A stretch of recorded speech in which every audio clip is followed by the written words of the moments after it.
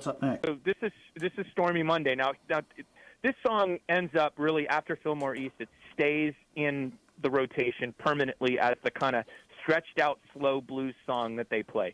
They'll mix other ones in occasionally, but this is one that stays in the set list really from 69 on, but really 71 for sure. Up to this point, they're mixing this and Outskirts of Town, kind of Ray Charles song, but it's a blues standard. Their version is based on Bobby Blue Bland's version, all of them based on T-Bone Walker's version, probably one of the first electric guitar heroes around.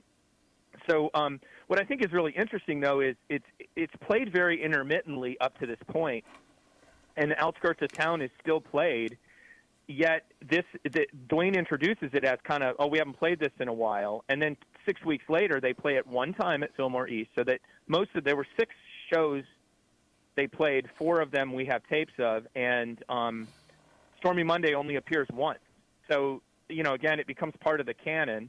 I thought it was just interesting just because it's a nice long blues jam, but the way Duane introduces it, and then bam, it shows up 6 weeks later and never, ever leaves the set list really ever again, or at least not for any appreciable amounts of time.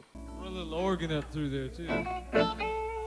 We don't usually play this song, but I got a real old friend here tonight, Miss Leah, that loves these old blues. We're going to play a Bobby Bland song for her.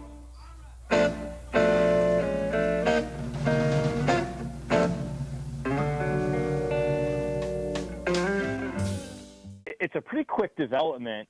This is a song Willie Cobbs records in 1960, adapted actually from a Bo Diddley song called She's Fine With Me, which I just found out, actually.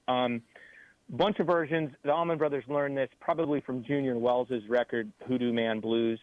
And the first version I heard, I think that circulates, is from SUNY Stony Brook 7/10/70. It's like 7 minutes long. About a month later, a little less, 6 weeks later, at the scene in Milwaukee, it's gone to 9 minutes, and then by the end of 1970, it is there's a release, American University, where it's 15 minutes long. Where we are now, January of 1970, the big thing I wanted everybody to hear, or I wanted to point out, was the fact that this is the one time you're going to hear Duane and Dickie truly cutting heads, swapping licks with each other. Rather than playing very complimentary, they're actually playing licks and answering each other.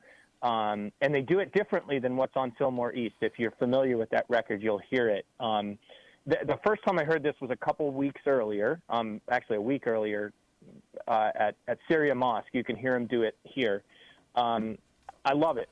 And you don't hear it after this. And I think I know why is they're basically trading licks. They're trading 4. So they're playing 4 bars each, and then they swap off. But what happens is there's a couple points where each of them lose their place while they're soloing. One time Duane carries it really far. Like Dickie tries to come in at 4 and Duane keeps going. They actually go 4, then down to 2, then down to 1 bar where they're just going back and forth. So I just think it was easier for them to answer each other rather than cut heads like they did. And this set has 3 versions of You Don't Love Me.